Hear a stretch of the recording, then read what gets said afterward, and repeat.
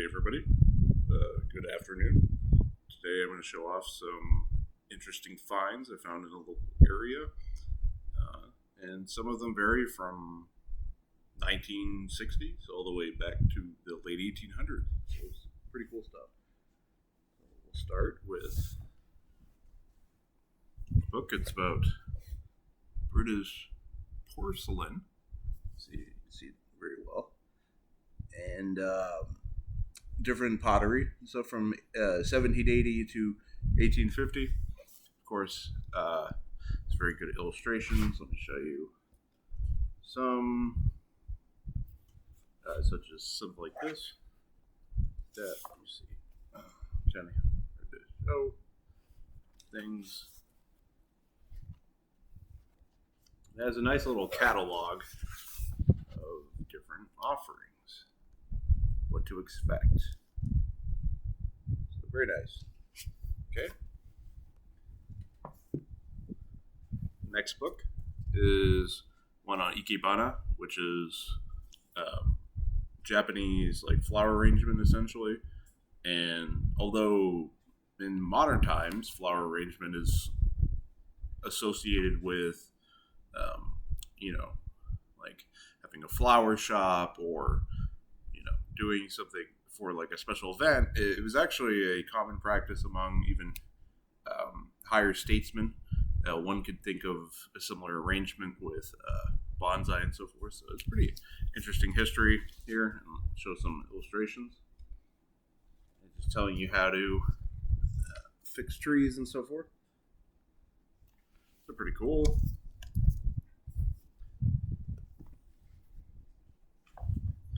Next one is Japanese miniature trees and landscapes. So like the art of bonsai. This is published by Tuttle, and it's got some very nice things. Kind of builds upon the same idea. And this book is clearly from the 80s or 90s, in which these concepts were much newer and so forth in the U.S. Nowadays, this is common to see things all the way from juniper plants and so forth. So it's pretty cool. Nice illustrations. Good book. So let's see. And the author is Yuji Yoshimura. So it's by somebody who's going to be more aware than, say, a foreigner going into examine the practices and so forth. So interesting. Okay, next book. Let's see. This one was kind of took a chance on. I'm not too familiar with it. I think it's like a Dilbert type of thing. It's just making fun of like situations at offices and sort of little shenanigans. I guess you could say this is sort of like a proto office type of idea. So next book. This one is interesting. It is the Letters of Henry VIII. And usually you'll see the Vere, Miss Vere's book about the wives of Henry VIII, maybe even one of his main wives was Catherine, I think. And so it goes on things. And what's interesting about something like this is that usually you'll see biographies and they'll be very general. But this information is like, trying to analyze specific individuals. Think about like, this would be right after Elizabeth, and so this is before the English Civil War, but it's talking about like the events, and it will kind of give you logical deductions to be made of certain more issues in the kingdoms of the United Kingdom. Well, at this time, this is before the Act of Union, but the kind of like the English crown and so forth, and how monarchs would face this, even though they were. Well, I guess at this time they were before the reforms, but I guess you could see how things could be taken in one direction versus another. So, very interesting hardcover book. This is a book which I think I just recognize author. It's Native Americans, Indians of the United States, and it's got quite a cover, as you can see. And clearly this is from when sensibilities were a little bit different. and it just gives you recommended stuff. I mean, as you can see, you have different things that may not be so societally accepted, but it talks about in this book. It talks about the builders, the rise of their civilization among certain people, like the Pueblo. It talks about the Utah and the Lakota peoples and different groups, and it tries to give you a basic background, which for a lot of people in the European diaspora in the Americas, this would not be common information. So it's kind of interesting. Of course, there's going to be some outdated opinions and so forth, but I think it's a place to at least take a look at. Okay, this book is from my understanding of Chinese and Japanese. This book is about Chinese painting, and it has some very interesting drawings. It is in the Chinese language, from what I can see, in different forms, different paintings, and it's like ink brush stuff. So, like talking about things, and this was printed in Hong Kong, which gives it more credibility compared to, like, say, something that was a Western opinion. But here, it got some beautiful drawings. Let's see. I just saw a tiger. That was very good. That's pretty good too. So, very interesting. Very nice drawings. Something that will be notable is that once you get more closer towards modernity, a lot of Chinese painting and Japanese painting too develops a sort of Western appeal to it as well. It moves away from more ink to more solid figures, I guess you could say. Okay, next book.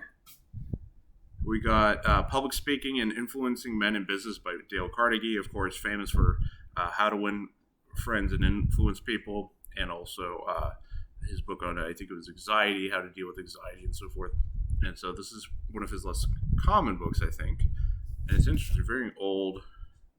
It has some annotations in it, but his books are generally pretty solid, I think.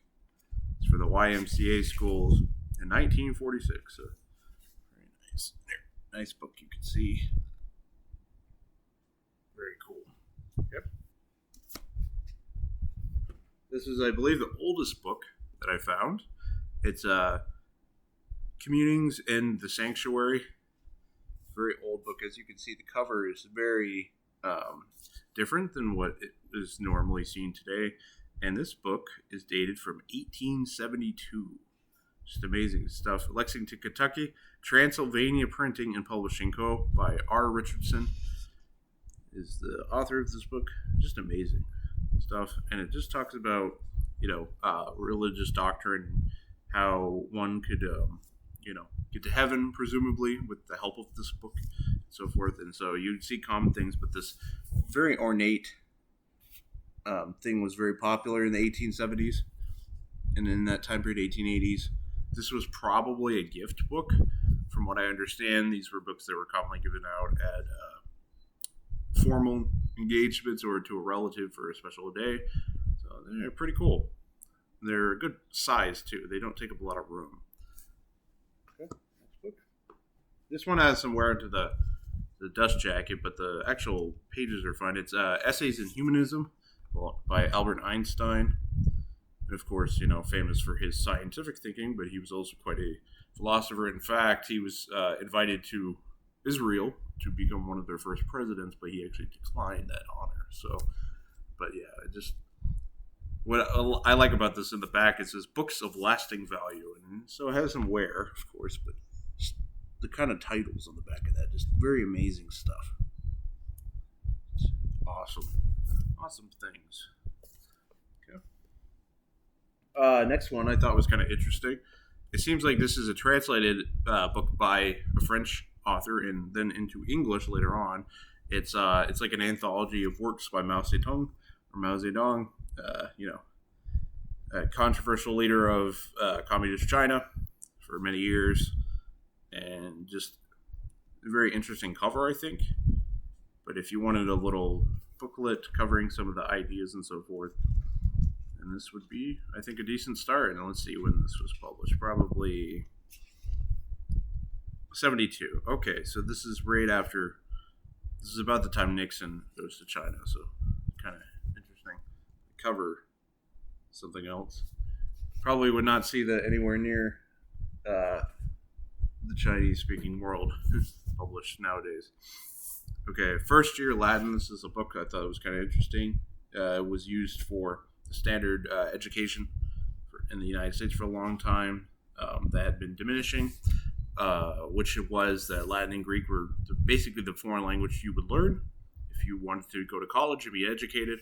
But then as the 20th century progresses, and even the early 20th century, depending on the area, it moved from people learn Latin and Greek as the main language to people learning French, German, and so on, according to what was desired. But yeah, this is kind of just an example of the kind of books people would have, and it has annotations and so forth. So it would definitely use it in school, but just very nice illustrations and working through your declension tables and so forth, and just cultural examples. And I think books that cover language that are more about the culture and giving you a motivation to learn instead of learning to learn it, I think it definitely is more effective. So, okay.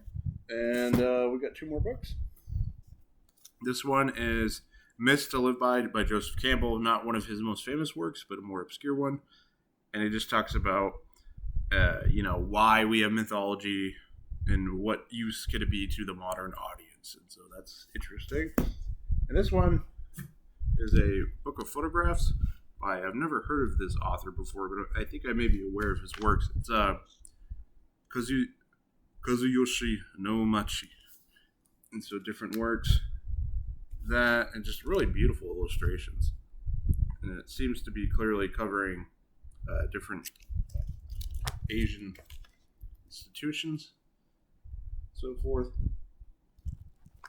Very beautiful book. Let's see. I got a lot of Islamic art and photographs in here too, so covering all aspects, not just simply East Asia.